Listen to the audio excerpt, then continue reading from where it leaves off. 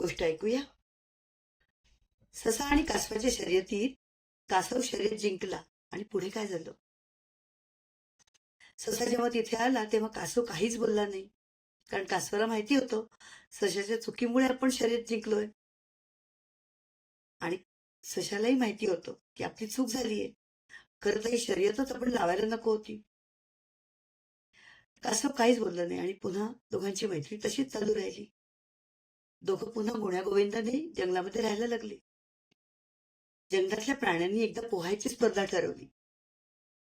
मग मात्र सशाला अजून जाणीव झाली की मला तर पोहता येत नाही. तो कासवाला म्हणाला की तू भाग घे. कासव म्हणाला असं नाही होणार. सशाला पाठीवर घेऊन कासवाने ती शर्यत जिंकली.